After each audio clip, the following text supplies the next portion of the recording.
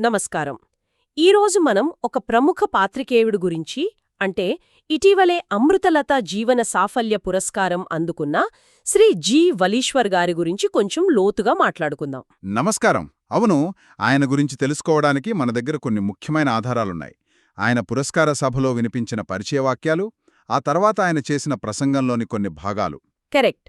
ఈ ఆధారాలతో అంటే దాదాపు 5.5 దశాబ్దాల ఆయన జర్నలిజం ప్రయాణాన్ని, ఆయన వ్యక్తిత్వాన్ని, ముఖ్యంగా ఆయన నిలబెట్టుకున్న కొన్ని విలువలను అర్థం చేసుకోవడానికి ప్రయత్నిద్దాం. మంచి ఆలోచన. ఆయన ఎదుర్కొన్న కొన్ని సంఘటనలు, ఆయన స్పందించిన తీరు, వీటి ద్వారా చాలా విషయాలు తెలుసుకోవచ్చు. సరే, అయితే మొదలు పెడదాం. అసలు 55 సంవత్సరాలకు పైగా ఒకే వృత్తిలో ఉండటం అనేది ఊహించడానికే కష్టంగా ఉంది కదా. నిజంగా అసాధారణం. ఆయన నేపథ్యం కూడా బలమైనది. తొలితరం స్వాతంత్ర సమరయోధుడు శ్రీ గుండు వెంకటకృష్ణమూర్తి గారి అబ్బాయి. హో! ప్రముఖ జర్నలిస్ట్ మంగళంపల్లి చంద్రశేఖర్ గారి దగ్గర శిక్షణ పొందారు. ఆంధ్రపత్రికతో మొదలుపెట్టారు. అంటే పునాది చాలా బలంగా పడిందనమాట. అవును. ఆంధ్రపత్రికలో 6 ఏళ్లు, తర్వాత ఆంధ్రజ్యోతిలో 2 ఏళ్లు, ఆ తర్వాత ఈనాడు, న్యూస్ టైం, ఈటీవీ గ్రూప్లో దాదాపు 26 ఏళ్లు బ్యూరో చీఫ్ స్థాయి వరకు వెళ్లారు. ఏలూరు, తిరుపతి, విశాఖపట్నం, ఢిల్లీ, హైదరాబాద్ చాలా చోట్ల పనిచేశారు. అవునండి. ఇది ఆయన అనుభవ విస్తృతిని చూపుతుంది. అంతేకాదు, ఇప్పటికీ ఈ వయసులో కూడా టెక్నాలజీ వాడుతూ సోషల్ మీడియాలో యాక్టివ్గా ఉండటం అది నిజంగా విశేషం. అవును, అది ఆయన నిరంతర జిజ్ఞాసకు నిదర్శనం. ఇంత సుదీర్ఘ ప్రయాణం ఎలా సాధ్యమైంది? ఆయన ప్రసంగం చివర్లో ఏదో అన్నారు కదా. అవును, నీ లక్ష్యం పట్ల కావాల్సిందల్లా ప్రేమ. Love your profession, you will excel అని. అదే కీలకం అనుకుంటా. ఆ వృత్తిప్రేమ ఉంటేనే ఇన్ని దశాబ్దాలు నిలబడగలరు, లేకపోతే కష్టం. ఖచ్చితంగా. ఆ ప్రేమ కేవలం మాటల్లో కాదు, ఆయన చేతల్లో ఎదుర్కొన్న సవాళ్లుల్లో కనిపిస్తోంది. పాత్రికేయ వృత్తి అంటేనే సవాళ్లు కదా. అవును, ఆయన చెప్పిన సంఘటనలు వింటుంటే అమ్మో అనిపిస్తుంది. ముఖ్యంగా ఆ 1972 నాటి ఏలూరు సంఘటన, కెరీర్ మొదట్లోనే. అదే, ఒక గ్రామంలో ధాన్యం దొంగతనం జరిగి చర్చి కాంపౌండ్లో పంచుకున్నారని వార్త. దాని గురించి ఎస్పీని అడిగితే ఆయన చర్చి అధికారులకు తెలిసే జరిగి ఉంటుంది అన్నారట. వల్లీశ్వర్ గారు అదే రాశారు. కాని పేపర్లో వచ్చాక బహుశా పైనుంచి ఒత్తిడి వచ్చిందేమో, ఆ ఎస్పీ గారు మాట మార్చేశారు. నేనలా అనలేదు, ఖండించండి అని పట్టుబట్టారు. అయ్యో, ఒక యంగ్ జర్నలిస్ట్కు ఎంత ఒత్తిడి అది. ఎస్పీనే అలా అంటే. నిజమే. కాని వల్లీశ్వర్ గారు బెదర్లేదు. నేను విన్నదే రాశాను, మీరు ఆఫ్ ది రికార్డుని కూడా చెప్పలేదు కదా అని నిలబడ్డారు. వార్తను ఖండించలేదు. అబ్బా, కెరియర్ ఆరంభంలోనే అంత ధైర్యం, నిజాయితీ. అవును, అది ఆయన క్యారెక్టర్. ఒత్తిడికి లొంగని తత్వం అక్కడే మొదలైంది. విలువలకు కట్టుబడటం. ఇలాంటిదే ఇంకో సంఘటన కూడా ఉంది కదా, ముఖ్యమంత్రి జనార్దన్ రెడ్డి గారి విషయంలో. అది కూడా. హైదరాబాద్లో నక్సలైట్లపై ప్రత్యేక పాలసీ ఏమీ లేదు, చట్టం తన పని తాను చేసుకుపోతోంది అన్నారట సీఎం. కానీ ఢిల్లీలో కొద్ది రోజులకే ఢిల్లీ వెళ్లి కేంద్ర సహాయ మంత్రి సుబోధ్ కాంత్ సహాయిని కలిసి నక్సలిజం అణిచివేతకు హెలికాప్టర్లు, ఐటీబీపీ బలగాలు కావాలని అడిగారట. 2 చోట్ల 2 రకాలుగా మాట్లాడారు. వల్లీశ్వర్ గారు ఈ ద్వంద్వ వైఖరిని ఢిల్లీ నుంచి రిపోర్ట్ చేశారు. లక్ష్యంపై జనార్దన అస్త్రమని హెడ్డింగ్తో ఈనాడులో వచ్చింది. సీఎంకు కోపమొచ్చింది. దాంతో మిగతా జర్నలిస్టుల మీటింగ్లో ఈయన్ని ఉద్దేశించి ఎప్పుడూ నా గురించి తప్పుగా రాస్తాడు అని అన్నారట. ఇది ఇంకా పెద్ద ఇబ్బంది. సీఎం స్వయంగా ఆరోపించడమంటే. మరి అప్పుడేం చేశారు? అక్కడా తగ్గలేదు. సూటిగా సీఎంనే ప్రశ్నించారు. మీరు ఫలానా మంత్రిని కలిశారా? ఏమడిగారు? ఇంకో మంత్రిని కలిశారా? సుబోధ్కాంత సహాయని కలిశారా లేదా? ఏమడిగారు అని ప్రశ్నలు వేశారు. ఓహో! అంటే సీఎం సమాధానాల నుంచే తన వార్త నిజమని నిరూపించే ప్రయత్నం చేశారన్నమాట. ఇది కేవలం ధైర్యమే కాదు, చాలా తెలివి కూడా. ఆధారాలతో నిలదీయడం. అవును, తన వార్తపై అంత నమ్మకముండాలి. కరెక్ట్. వృత్తిధర్మం పట్ల నిబద్ధత, సత్యనిష్ట. ఈ వృత్తిపరమైన సవాళ్ల కన్నా కూడా ఆయన వ్యక్తిగత జీవితంలో జరిగిన ఒక సంఘటన నన్ను చాలా కదిలించింది. ఆ 1993లో ఢిల్లీ ఎయిమ్స్లో వాళ్ల పాప పరిస్థితి విషమంగా ఉన్నప్పుడు. అవును, మెనింజైటిస్తో చావు బతుకుల మధ్య ఉందట పాప. అప్పుడు ఒక రాజకీయ నాయకుడు, తర్వాత సీఎం అయ్యారని కూడా అన్నారు, వచ్చి పరామర్శించి వెళ్తూ డబ్బులివ్వబోయారట. అవును, వైద్య ఖర్చుల కోసమని. మొదట ఒక కట్ట తీశారట. వలీశ్వర్ గారు ఇదేంటి అన్నట్టు చూసేసరికి అది సరిపోదేమో అనుకుని ఇంకో కట్ట కూడా తీశారట. అమ్మో! కూతురు ప్రాణాపాయంలో ఉంది. డబ్బు అవసరం ఉంది. కాని వల్లీశ్వర్ గారు చాలా సున్నితంగా తిరస్కరించారు. నా దగ్గర క్రెడిట్ కార్డుంది, సరిపోతుంది, థాంక్స్ అని చెప్పి తీసుకోలేదట. నమ్మశక్యంగా లేదు. అంత మానసిక ఒత్తిడిలో, అంత బలహీనమైన స్థితిలో అలా ఎలా ఉండగలిగారు? అదే ఆయన వ్యక్తిత్వం, ఆయన నైతిక స్థైర్యం. ఆ సందర్భంలో ఆయన చెప్పిన భగవద్గీత శ్లోకం అకీర్తించాపి భూతాని. అవును, సంభావితస్య చాకీర్తిర్మరణాదతిరిచ్యతే. గౌరవంగా బతికినవాడికి అపకీర్తి మరణం కన్నా ఘోరమని. కరెక్ట్. ఆ డబ్బు తీసుకుంటే భవిష్యత్తులో ఏదో ఒక రకంగా లొంగి ఉండాల్సి వస్తుందేమో, ఆత్మగౌరవం దెబ్బతింటుందేమో అని భావించారు.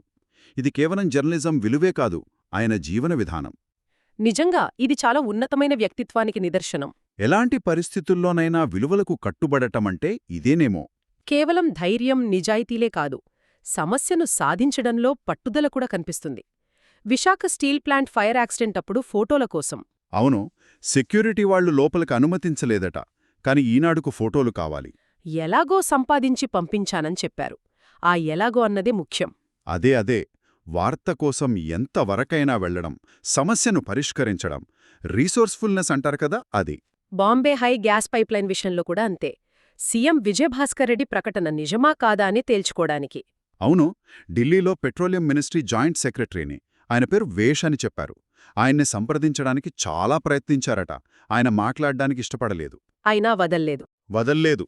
పదే ఫోన్ చేసి పట్టుబట్టి ఆ ప్రతిపాదన ఇంకా ప్రాథమిక దశలోనే ఉందని, అంత తేలిక కాదని అస్సలు విషయం రాబట్టారు.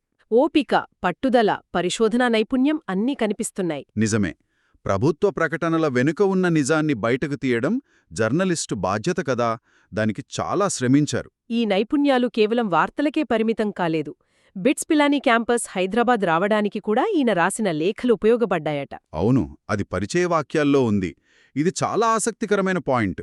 జర్నలిజం ద్వారా సమాజానికి ప్రత్యక్షంగా మేలు చేయడమన్నమాట. తన వృత్తిని ఒక సానుకూల మార్పు కోసం వాడటం. అంతే, అది ఆయనలోని నిర్మాణాత్మక దృక్పథాన్ని చూపిస్తోంది. ఇక ఆయన పరిశోధనాత్మక కథనాలకు రామోజీరావు గారి నుంచి కూడా ప్రశంసలందాయట, విశాఖలోని ప్రభుత్వరంగ సంస్థలపై రాసినప్పుడు. అవును, అది పెద్ద గుర్తింపు. అలాంటి సంస్థల గురించి రాయాలంటే లోతైన అవగాహన, ధైర్యం గావాలి. ఇక ఆయన కవర్ చేసిన విషయాలు చూస్తే సమైక్యాంధ్ర ఉద్యమం, ఎన్నో ఎన్నికలు, పార్లమెంటు సమావేశాలు, కాంగ్రెస్ ప్లీనరీలు, చివరిది పశ్చిమ బెంగాల్ ఎన్నికలు కూడా. అంటే అనుభవ పరిధి చాలా విస్తృతమైనది. అవును, జాతీయ, రాష్ట్రస్థాయి రాజకీయ, సామాజిక పరిణామాలపై ఆయనకు పట్టుంది. ముఖ్యమంత్రికి మీడియా సలహాదారుగా ఉన్నప్పుడు కూడా ఆ జార్జ్ బుష్ పర్యటనలో రైతులు, మహిళలతో మీటింగ్ ఏర్పాటు చేయడం. అది కూడా గమనించాలి. అంతర్జాతీయ స్థాయిలో జరిగే పర్యటనకు స్థానికాంశాలను జోడించడం, అది వ్యూహాత్మక ఆలోచన. కేవలం రిపోర్టింగ్ కాదు, ప్లానింగ్, ఎగ్జిక్యూషన్ కూడా. అవును, మీడియా మేనేజ్మెంట్తో పాటు పబ్లిక్ రిలేషన్స్ స్ట్రాటజీ కూడా కనిపిస్తోంది. ఇదంతా వృత్తిపరమైన ఎదుగుదల. దీనితో పాటే తోటి జర్నలిస్టుల కోసం కూడా పనిచేశారు. వైజాగ్ జర్నలిస్ట్ ఫోరం ఏర్పాటు చేయడం 1988లోనే. దానికి వ్యవస్థాపక అధ్యక్షులు. తర్వాత హైదరాబాద్ ప్రెస్ క్లబ్కు 2 సార్లు అధ్యక్షులుగా చేశారు. ప్రెస్ క్లబ్ను ఫ్యామిలీ క్లబ్గా మార్చారట. అవును, అంటే జర్నలిస్టుల మధ్య ఐక్యత, వారి సంక్షేమం పట్ల ఆయనకున్న శ్రద్ధ తెలుస్తుంది. నాయకత్వ లక్షణాలు స్పష్టంగా కనిపిస్తున్నాయి. తనతో పాటు అందరూ బాగుండాలని ఆలోచించటం. కరెక్ట్. ఇక ఆయనలోని రచయిత గురించి చెప్పాలంటే 25 పుస్తకాలు, అనువాదాలు, ఆత్మకథలు, జీవితగాథలు, రాజకీయ చరిత్ర. చాలా వైవిధ్యం ఉంది. ముఖ్యంగా ఆ 99 సెకండ్ల కథలు ప్రయోగం కూడా ఆసక్తికరంగా అనిపిస్తోంది. అవును, కొత్తదనాన్ని ఇష్టపడతారనిపిస్తోంది. అంతేకాదు, ఆంధ్రప్రదేశ్ మాసపత్రికకు 10 ఏళ్లు ఎడిటర్గా ఉన్నప్పుడు దాన్ని కేవలం ప్రభుత్వ పత్రికలా కాకుండా హాస్యామృతం లాంటి శీర్షికలు పెట్టి పోటీలు నిర్వహించి కొత్త రచయితలను పరిచయం చేశారు. అది చాలా గొప్ప విషయం. సాహిత్యానికి, ముఖ్యంగా కొత్త వాళ్లను ప్రోత్సహించడానికి ఆయన చేసిన సేవ అది. నిజంగా. ఇప్పటికీ ఎంఎస్కో బుక్స్లో, నేషనల్ బుక్ ట్రస్ట్ బోర్డులో సభ్యునిగా కొనసాగుతున్నారు. అంటే ఆ ఆసక్తి ఇంటా ఉంది. అద్భుతం. ఇన్ని విషయాలు విన్నాక మొత్తం మీద చూస్తే వల్లీశ్వర్ గారి వ్యక్తిత్వంలో కొన్ని ముఖ్యాంశాలు బలంగా కనిపిస్తున్నాయి. 1 విలువల పట్ల నిబద్ధత, ఆత్మగౌరవం. అవును. 2 నిర్భీతి, నిజాయితీ. ఎంత ఒత్తిడొచ్చినా నిజాన్నే పట్టుకోవడం. 3 వృత్తి పట్ల అపారమైన ప్రేమ, అదే ఆయన శక్తి. 4 పట్టుదల, సమస్యను పరిష్కరించే నేర్పు, రిసోర్స్ఫుల్నెస్. 5 నాయకత్వ లక్షణాలు, సామాజిక బాధ్యత. 6 సాహిత్య సేవ, కొత్తవారిని ప్రోత్సహించడం. ఈ లక్షణాలన్నీ కలిస్తేనే ఆయన సంపూర్ణ వ్యక్తిత్వం. ఖచ్చితంగా ఆయన జీవితంలోని సంఘటనలు, ముఖ్యంగా ఆ ఎయిమ్స్ సంఘటన, ఇవన్నీ చూస్తే ఎన్ని ఒడిదుడుకులొచ్చినా ఆత్మగౌరవాన్ని, వృత్తి ధర్మాన్ని నిలబెట్టుకోవడమే ఆయన విజయవంతమైన, అర్థవంతమైన జీవితానికి కీలకమనిపిస్తోంది. ఆయన అందుకున్న అవార్డులు, రాష్ట్ర ప్రభుత్వ అవార్డులు, ఉగాది పురస్కారం, గోల్డెన్ పెన్, పివిఆర్కే ప్రసాద్ స్మారక, కళారత్న, ఇవన్నీ ఆ నిబద్ధతకు గుర్తింపులే. స్థాయిలో ఉండటం, ఇవన్నీ కూడా ఆ విలువల కొనసాగింపుకు చిహ్నాలేమో. ముగింపుగా ఆయన ప్రసంగంలో చెప్పిన ఆ పసిపిల్లవాడి ఉదాహరణ, అది చాలా ఆలోచింపజేసింది నన్ను. అవునుగదా, 5 నెలల బాబు, మాటలు రావు, జ్ఞానం లేదు, కాని బోర్ల పడాలని ప్రయత్నిస్తాడు. ఎవరూ నేర్పించరు, బలవంతం చేయరు, వాడికి వాడే ప్రయత్నిస్తాడు, పడతాడు, లేస్తాడు, చివరికి సాధిస్తాడు. కేవలం చెయ్యాలి అనే సంకల్పంతో. నిజమే. అది సహజంగా జరిగే ప్రక్రియ అయినా దాని వెనుకున్న పాఠం చాలా పెద్దది. అది మనల్ని ఒక ప్రశ్న అడిగేలా చేస్తుంది. ఏమిటది?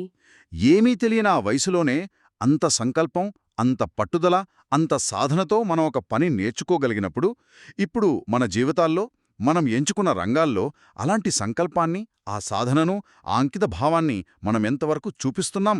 అవును. వల్లేశ్వర్ గారి జీవితంలోలాగా సవాళ్లు వచ్చినప్పుడు, ఒత్తిళ్లు ఎదురైనప్పుడు ఆ తొలి సంకల్పాన్ని, ఆ పని పట్ల ప్రేమను, ఆ విలువలను ఎలా నిలుపుకోవాలి?